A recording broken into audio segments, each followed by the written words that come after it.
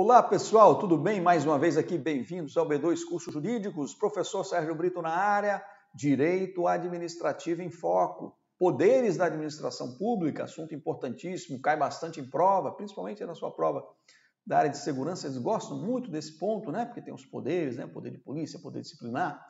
Pessoal, vamos começar agora a falar do poder disciplinar, tá? Quando se fala em poder disciplinar, duas palavrinhas importantes que nós temos que saber. Primeiro, só vai ocorrer poder disciplinar onde houver vínculo especial desse agente, né, dessa pessoa que está sofrendo esse poder disciplinar com a administração pública. Então tem que ser um vínculo especial. Esse vínculo especial, ele decorre de alguma relação jurídica que eles possuem, né? É uma coisa que está na intimidade da administração, não pode ser uma coisa externa, tá? E mais, as pessoas que estão sujeitas a essa disciplina administrativa, o que a administração vai fazer nessa situação? Vai tanto apurar infrações administrativas, aqui não são infrações criminais, são infrações administrativas, e punir aqueles que têm um vínculo especial com a administração pública. Ele difere, pessoal, do poder de polícia, porque no poder de polícia não há um vínculo especial, há uma supremacia que nós chamamos de geral. No poder disciplinar, temos uma supremacia especial. Então, guarde essas duas frases. Apurar infrações e punir. Quem? Aqueles que mantêm vínculo especial com a administração pública, ou, em outros termos, aqueles que mantêm vínculo, aqueles que estão sujeitos à disciplina administrativa. Lá na tela, que eu já falei bastante, agora a gente tem que olhar o que temos lá. Veja só, o que é o poder disciplinar? É a atribuição de que dispõe a administração pública de apurar as infrações administrativas e punir. Gosto muito dos verbos. Apurar o quê? Infrações. Qual é o tipo de infração? Administrativa.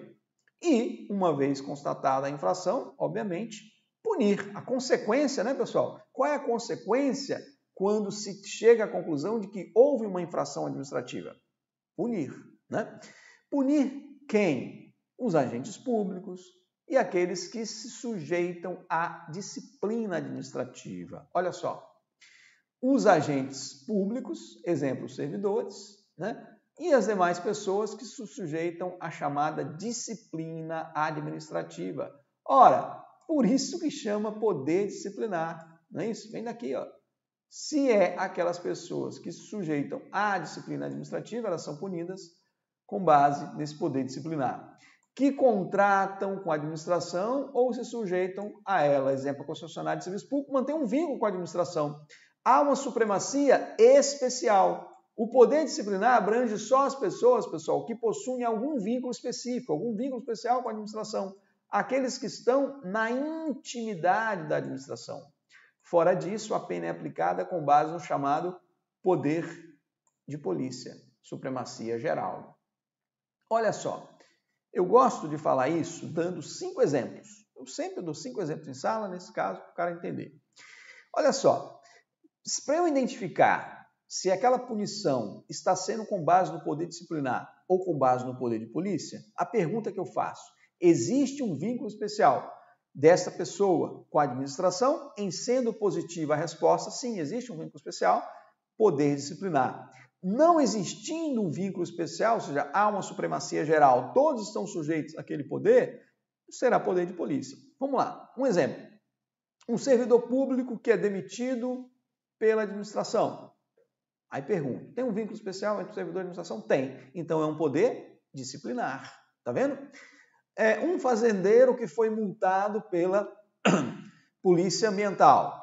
Fazendeiro, Polícia Ambiental, tem vínculo entre os dois? Não tem. Então essa punição se deu com base no poder de polícia, supremacia geral.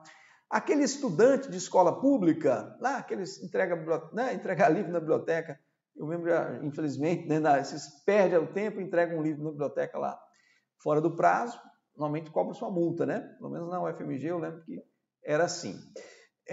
Entregou o livro atrasado, pagou a multa para evitar o sujeito ficar entregando um livro fora do prazo, né? Ora, Nesse caso, essa multa está sendo aplicada com base no poder de polícia ou com base no poder disciplinar? Vamos lá. Esse aluno está matriculado, estuda naquela escola pública. Lógico que há um vínculo dele com a administração ali.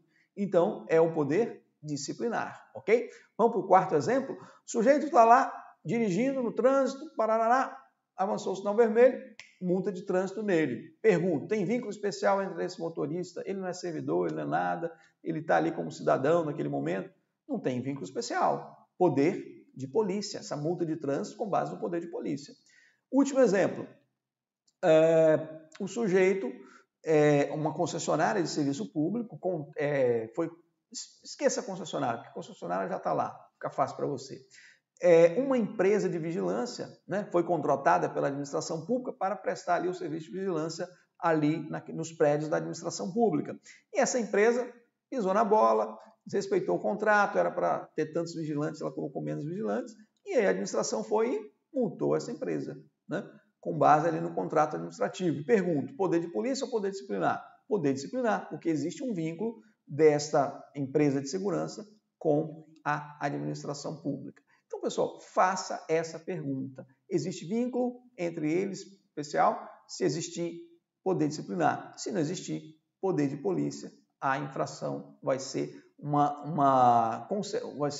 vai ter como consequência, como aplicação, o poder de polícia, tá? Muito cuidado, isso cai muito em prova e você não vai errar. Entendendo, você não erra, pessoal. Vamos lá para a tela, comigo agora.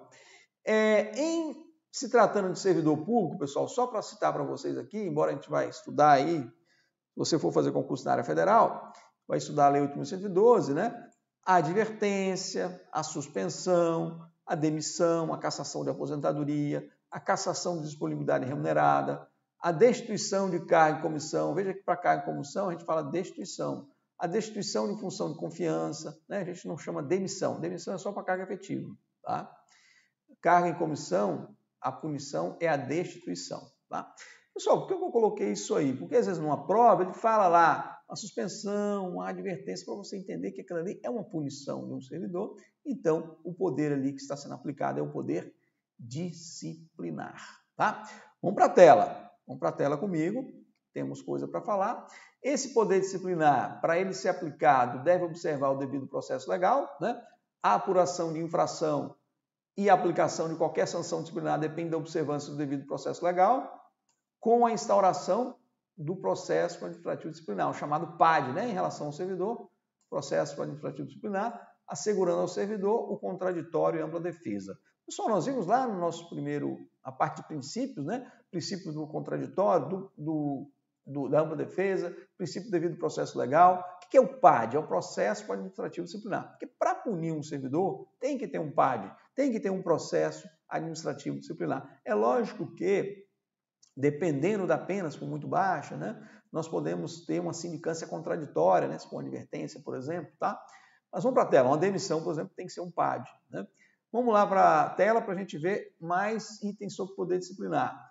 A motivação, né? O ato de aplicação de penalidade disciplinar deve sempre ser motivado.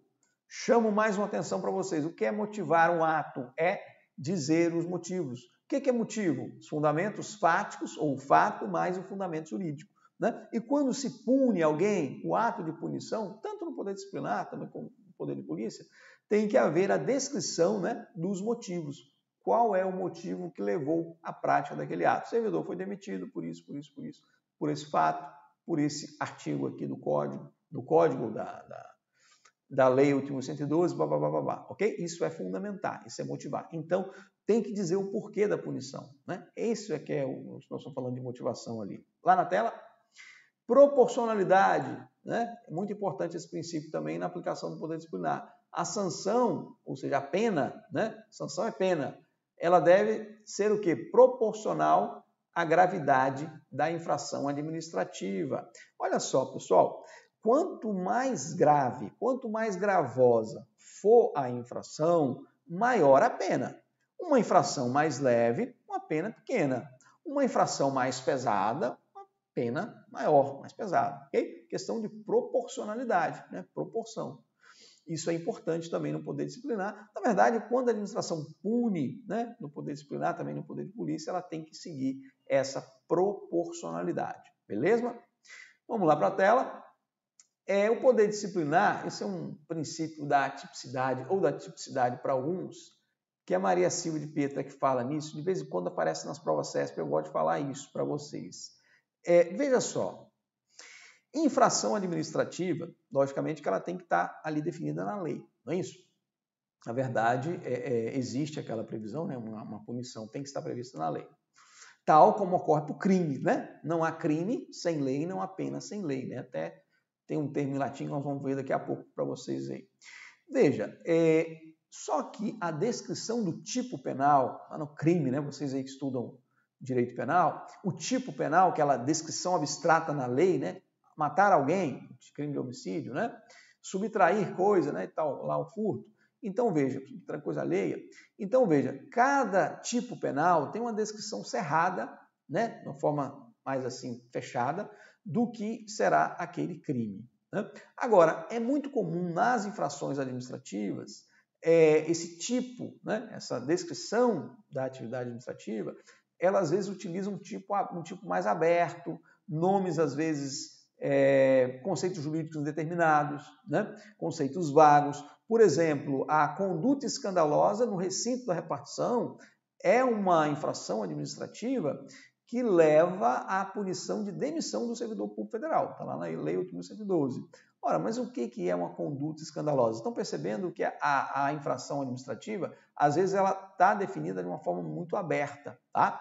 E isso não ocorre no tipo penal, né? Então, por isso que a Maria Silva de Pietro faz esse contraponto, né? Que as infrações administrativas, em algumas situações, a forma como elas são descritas, às vezes são descritas de forma mais aberta, mais ampla, do que lá o tipo penal, que é mais fechado, é o tipo cerrado, ok? Lá na tela, eu vou tentar aí resumir o que eu falei para vocês. Veja só, de forma mais lógica, né? De forma mais lógica. Veja, o princípio da tipicidade na esfera administrativa, ele é decorrência do princípio da legalidade e a aplicação analógica do princípio do direito penal de que não há crime e não há pena sem a lei, ou seja, não existe crime nem pena sem a lei. Tem que ter lei, né, pessoal?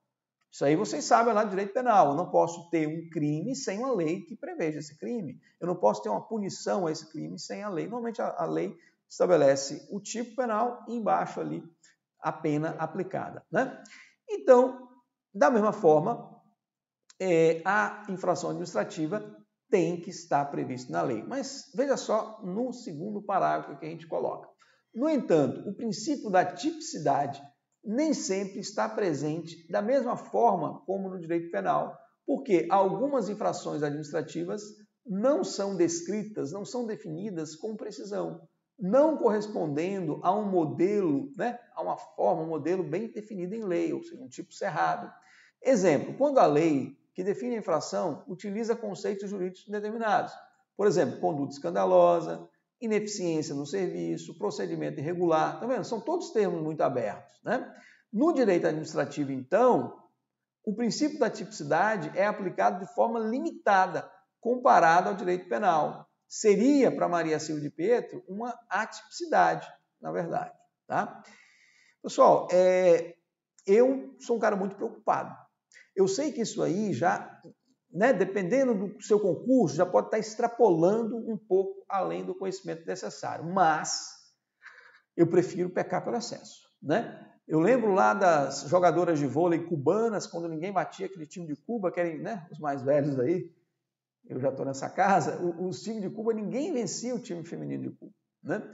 Por quê? Elas treinavam na rede, depois descobriram isso, né? Ela treinava na rede da altura do masculino. Então, pô, ela sempre estava dando pancada lá em cima, né? Pá, pá, cada vez mais alto. Então, no concurso público também a gente tem que pensar assim, estudar acima do tom. Porque se você estuda abaixo do tom, a tendência é você não conseguir passar. Se você estuda exatamente no tom, dá uma rateada ali, você cai para baixo. Então, estuda acima do tom, porque aí se der uma rateada, você passa, né? Então, esse item da tipicidade é importante. Algumas provas o cara acaba uma questão difícil para você acertar. Então, aí, tipicidade, nesse sentido, a descrição da infração administrativa, ela é feita de uma forma, às vezes, mais aberta do que o tipo penal. Né? Embora, né, nós temos uma descrição na lei, a infração tem que estar lá na lei, mas ela, às vezes, está descrita de uma forma mais aberta, de forma diferente que ocorre no direito penal. Esse contraponto que eu quero que vocês tenham noção. Beleza? Vamos lá para a tela, prosseguindo, dando sequência. Pessoal, o poder disciplinar, será que ele é discricionário ou ele é vinculado? Né? Depende. Né? Essa é a melhor resposta, depende. Olha só, uma vez verificada a prática da infração funcional, a autoridade, pessoal, ela tem o dever de instaurar o processo. Não pode o administrador decidir se instaura ou não instaura. Então, eu estou diante aqui de um ato vinculado. Veja um exemplo. Chefe da repartição chegou até os seus ouvidos. Olha, furtaram aí um bem público aí dentro, levaram um computador e tal. Ninguém sabe quem foi. Ora, ele tem o dever de apurar, de abrir o procedimento, verificar, investigar. Então, veja, uma prática funcional. Há um indício de uma prática funcional ali. Então, a autoridade ela não vai escolher se vai instaurar ou não vai instaurar. Ato vinculado. Da mesma forma, quando se descobre, quando se apura uma infração, tem o dever de punir. Então, ainda estamos no âmbito do ato vinculado. Agora, há algumas situações que há discricionariedade. Por exemplo, na hora de aplicar a pena. Às vezes a pena é variável. A suspensão vai de 1 a 90 dias. Então, se o sujeito praticou um ato que caberia uma suspensão, né, um servidor, o chefe lá vai colocar, o chefe da repartição, de 1, né, é lógico que até 30 dias é o próprio chefe, depois sobe, né, para o superior, mas pode variar de 1 a 90 a suspensão.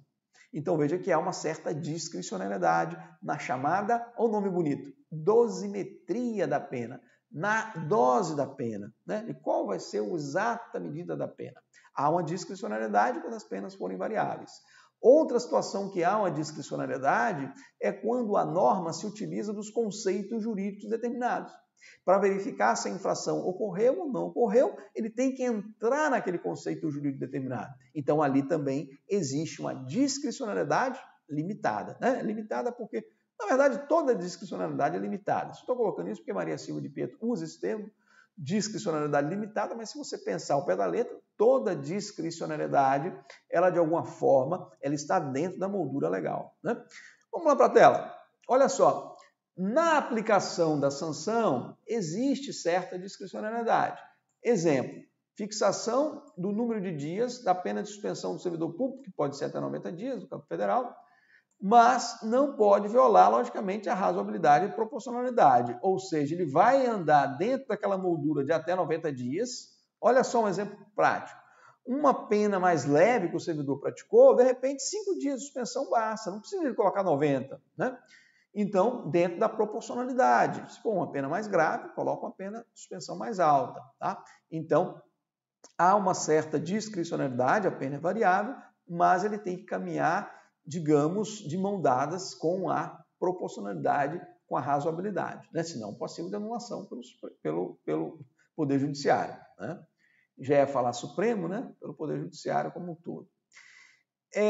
A de Pietro fala que há uma discricionariedade limitada na definição da infração, quando a lei utiliza termos vagos, né? Os conceitos indeterminados, conduta escandalosa, procedimento irregular, né, pessoal? Foi o que nós acabamos de falar. O administrador vai aferir se naquele caso ocorreu ou não aquele conceito jurídico indeterminado. Será que ali a infração existiu ou não existiu? Tá. Então, preste atenção nisso. Outra situação, na escolha da pena, em que a administração pública levará em conta o quê? A natureza, a gravidade da infração e os danos gerados para o serviço público, né?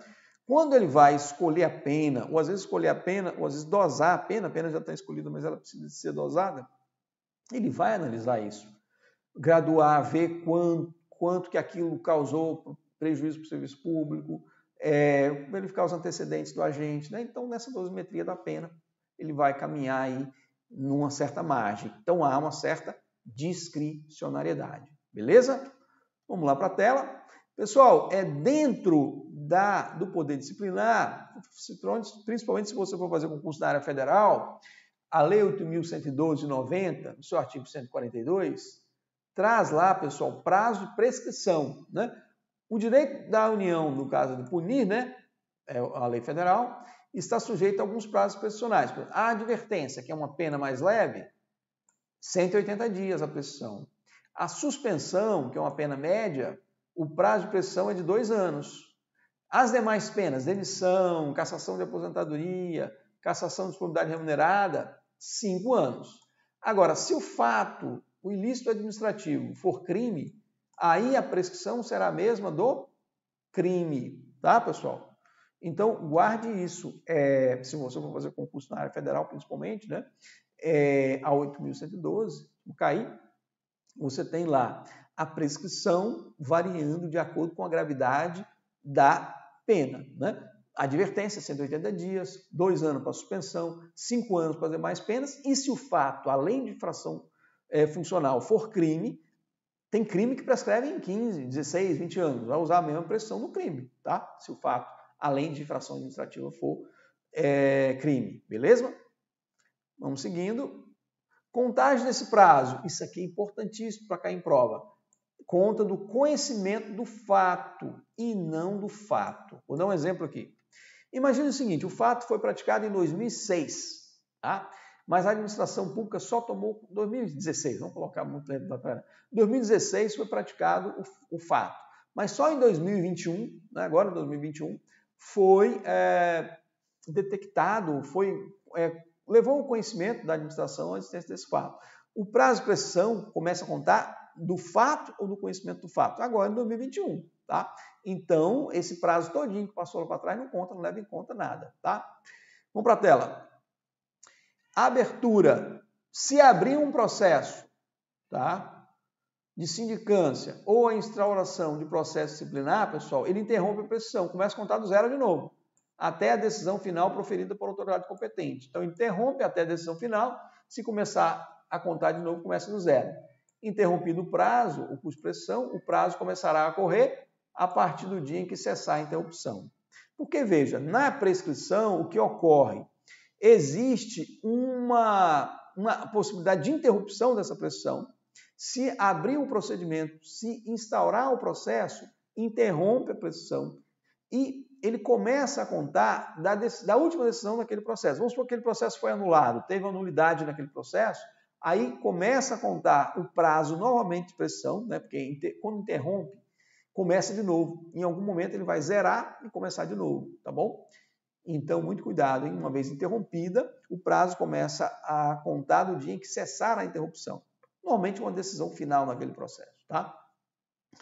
Bora lá para a tela. Como é que esse trem cai em concurso? Esse é um quadro bacana. Como é que esse trem cai em concurso? Vamos ver.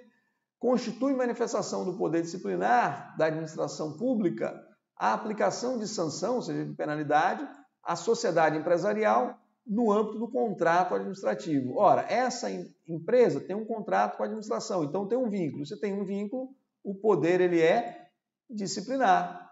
Bingo, certo, viu? Sem decoreba, você faz essa lógica. Peraí, se for uma empresa contratada que sofreu uma punição, ela tem um vínculo com a administração, um vínculo especial, supremacia especial, aplicação do poder disciplinar.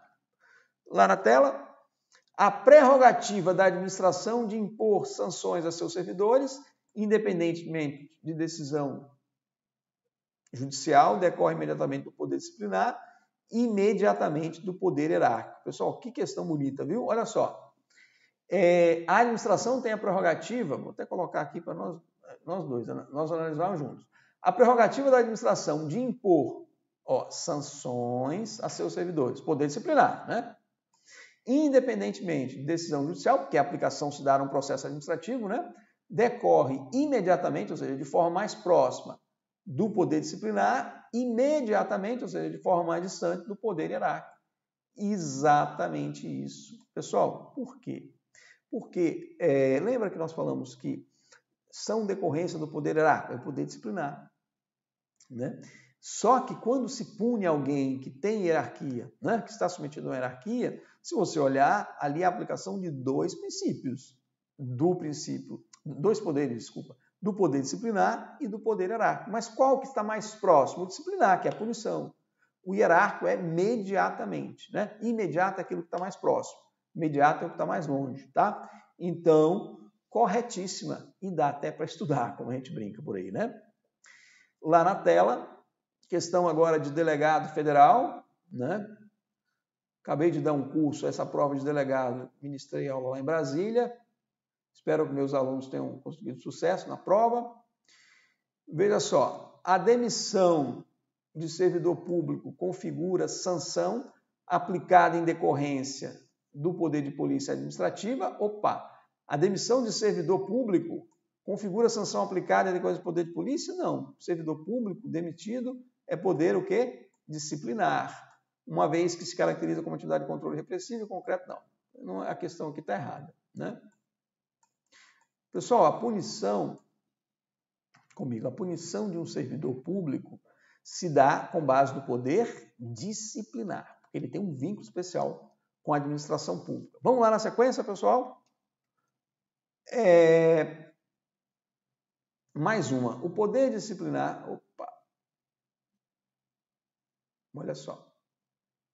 O poder disciplinar não abrange as sanções impostas a particulares que não estejam sujeitos à disciplina interna da administração. Olha, o poder disciplinar não abrange as sanções impostas a particulares que não se sujeitam, né?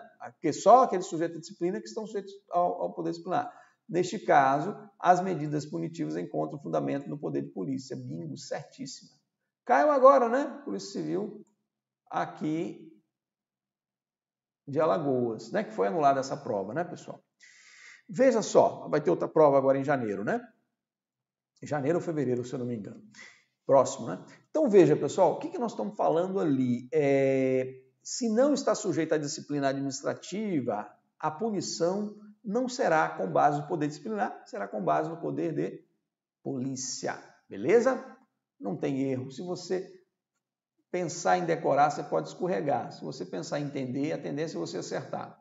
Veja, a punição por ato infracional praticado por servidor público configura exercício do poder de polícia administrativa. Olha, é muito parecido com aquela do delegado, tá vendo? Delegado lá de 2018, federal.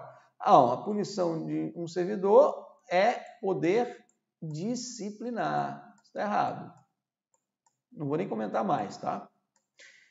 A próxima. O poder hierárquico está relacionado à apuração de infrações e aplicação de penalidades aos servidores públicos, ao passo que o poder disciplinar se vincula a sanções impostas a particulares. Não, na verdade, eu diria que o poder disciplinar está relacionado à apuração de infração, né? Aqui seria poder disciplinar, e o poder disciplinar se vincula a sanções impostas a particulares. Não, aqui seria o poder de polícia, né? Particulares que não tiverem vínculo, né? Então, aqui, pessoal, nós estamos numa questão, no item errado. Porque, veja, quando ele fala apurar infração e punir, está falando diretamente do poder disciplinar. Está errado ali. E quando ele fala lá, vou colocar para nós, os dois olharem, né?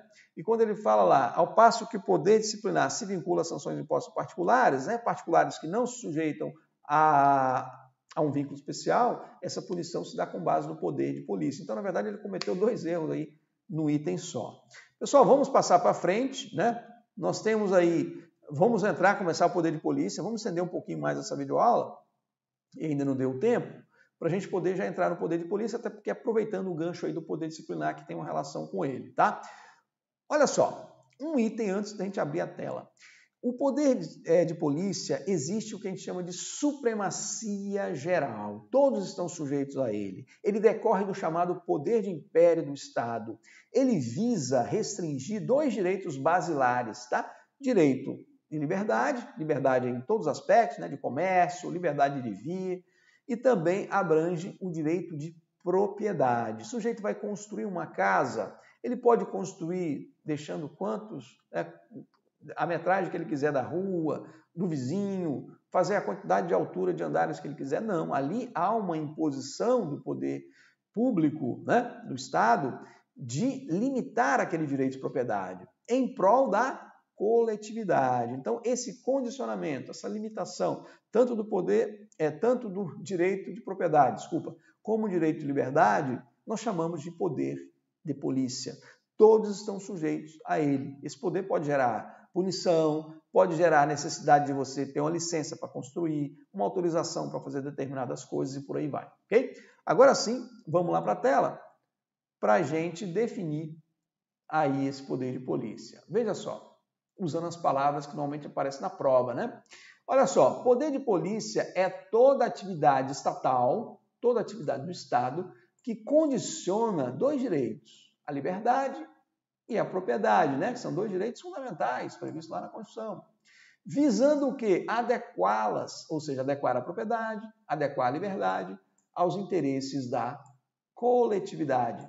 Nessa acepção, o poder de polícia abrange os atos legislativos e também os atos administrativos, geralmente do Poder Executivo. Agora, no seu sentido estrito, o poder de polícia ele seria a atividade administrativa, porque é uma atividade administrativa, a cargo dos órgãos e das entidades da administração direta, que se destina a condicionar e restringir o exercício das liberdades individuais e uso e gozo e disposição da propriedade, veja os dois direitos, né? Propriedade e liberdade, objetivando ajustá-lo aos interesses coletivos e ao bem-estar social da comunidade, a chamada polícia administrativa. Olha só, dois direitos são restringidos, liberdade e propriedade. Porque o Estado é mau e ele quer restringir esses direitos? Quer porque quer, por si só? Não. Há um objetivo. Qual o objetivo? Para que tenha um benefício para a coletividade. Olha, se todo mundo pudesse construir deixando o espaçamento que quisesse para a calçada. Imagina, não ia ter calçada. Ou ia ter lugar que tem calçada estreitinha, lugar mais longo. Cada um ia deixar o seu espaço que quisesse. Se todo mundo pudesse dirigir sem carteira de motorista.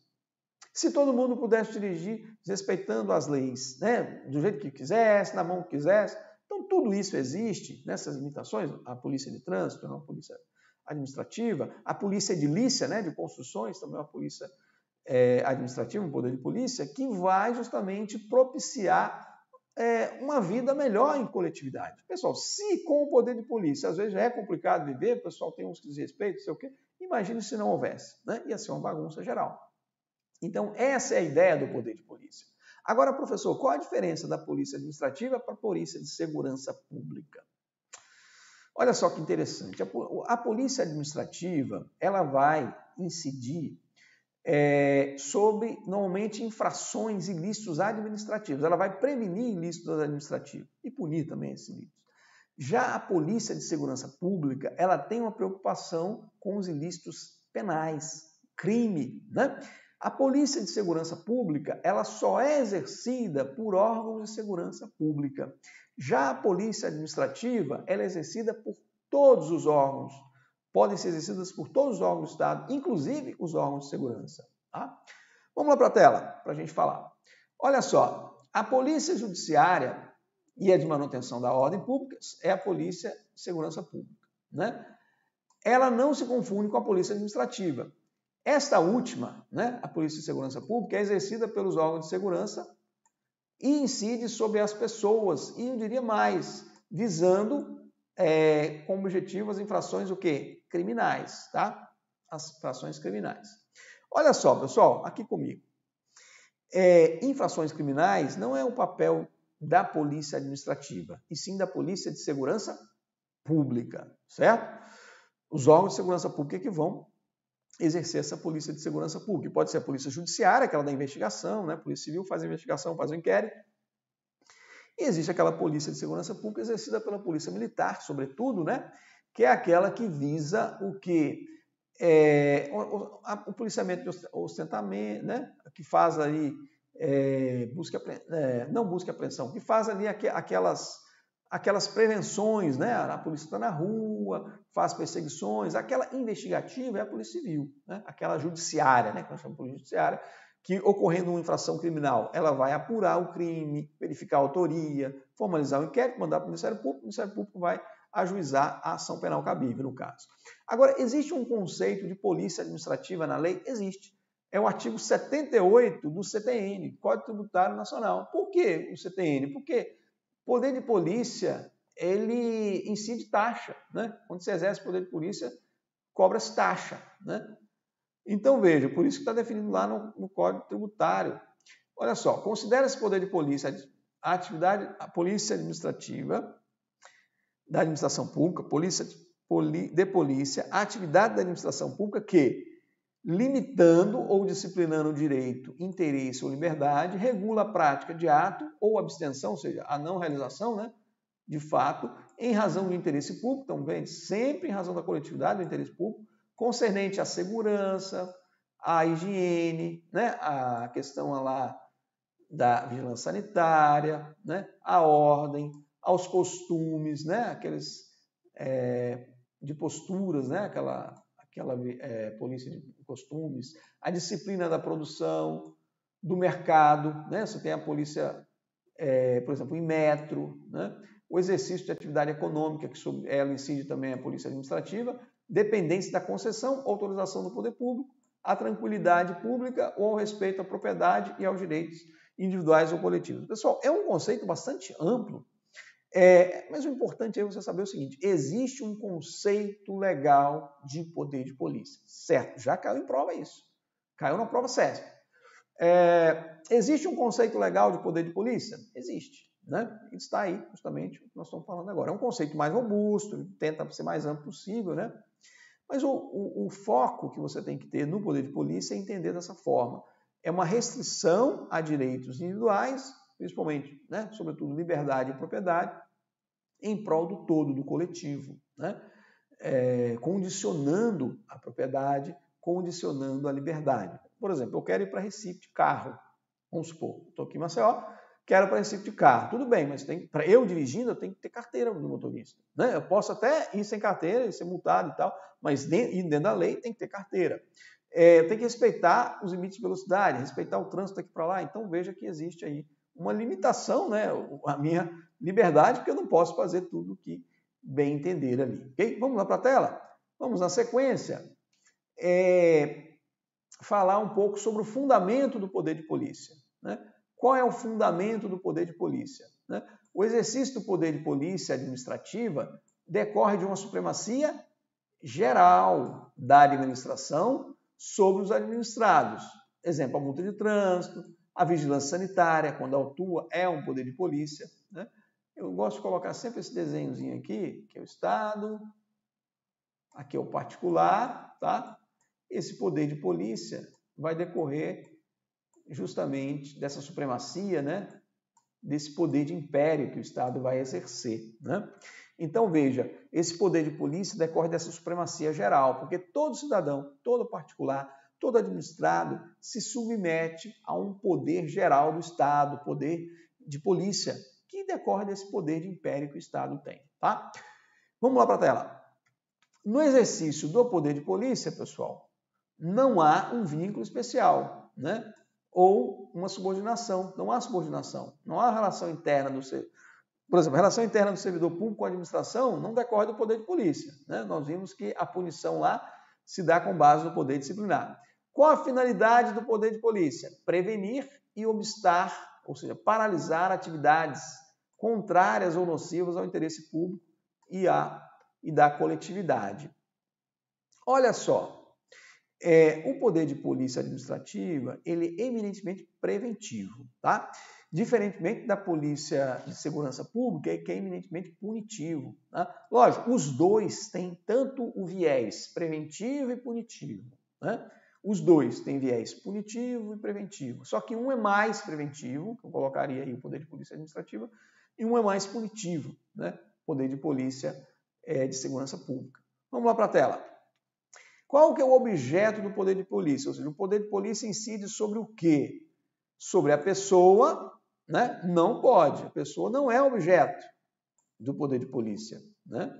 Administrativa. A pessoa seria objeto do poder de polícia de segurança pública. O que pode ser objeto do poder de polícia? O bem, o direito, aquela atividade, né? O poder de polícia incide sobre exercício da liberdade e uso e gozo e disposição da propriedade. Esses dois direitos básicos aqui. Liberdade aqui não significa apenas liberdade de ir e vir, viu, pessoal? Liberdade aqui não significa apenas liberdade de ir e vir. Olha só, pessoal, vamos aqui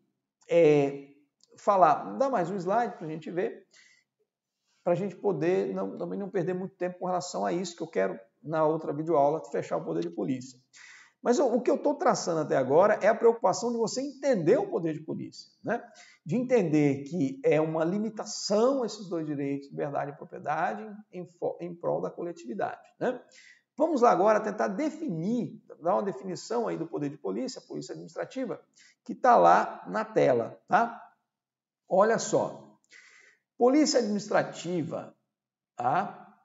Ela atua na esfera do ilícito puramente administrativo. Não se preocupa com o ilícito penal, é puramente administrativo, tá? Por isso é que chama polícia administrativa. Tem por objetivo impedir as ações antissociais, né? Quando há ilícito penal, há crime, quem é que vai atuar? Polícia judiciária, que é a polícia de segurança pública, né, pessoal? Quando eu estou falando de crime, né, eu não estou falando mais de infração administrativa. Então, aí eu tenho a apuração. Agora, professor, a mesma infração administrativa não pode configurar crime também? Pode. Aí as duas vão atuar. Tanto a polícia administrativa como a polícia judiciária, tá? Há uma acumulação. Por exemplo, o sujeito está ali vendendo uma mercadoria irregular, tanto pode ser multado pela vigilância sanitária, como aquilo configurar crime contra a saúde pública, né? Contra a ordem pública, a ordem econômica e por aí vai. Vamos lá para a tela. As duas, pessoal, tanto a polícia administrativa como a judiciária, podem ser repressivas e preventivas. A polícia administrativa, ela é mais preventiva, tá? E a polícia judiciária é mais repressiva. Isso é importante. Eu já tinha falado isso antes para vocês. Polícia judiciária, polícia de segurança pública é mais repressiva e a polícia administrativa é mais preventiva. Mas ambas têm os dois viés, prevenção e repressão, tá? Prevenção e repressão andam juntos aí nas duas. Só que uma tem mais repressão, né? No caso da judiciária, e a outra tem mais prevenção, ela é mais preventiva, né?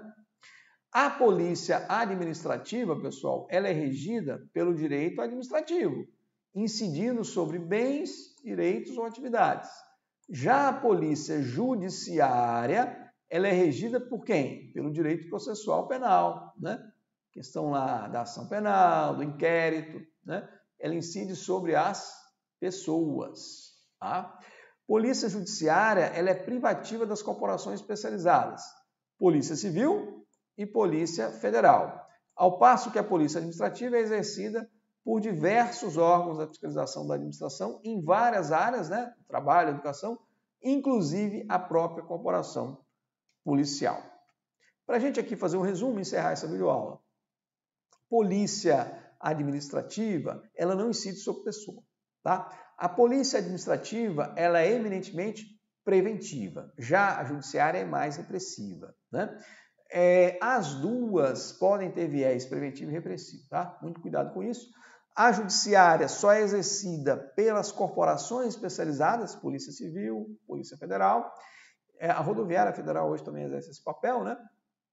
E no caso da questão referente a, vamos pensar assim, a Polícia Administrativa, qualquer entidade, qualquer pessoa pode exercer, né? Ali da administração pública não precisa de ser corporações especializadas, inclusive, né, nós podemos falar, os órgãos de segurança exercem também a Polícia Administrativa, não só a Polícia Judiciária. Pessoal, vamos ficar por aqui. Na próxima videoaula daremos sequência a esse poder tão importante nas provas, que é o poder de polícia, e seguiremos até chegar, vamos ver se a gente consegue, não sei se a gente consegue fechar já nessa próxima, mas na seguinte, pelo menos, acho que a gente consegue.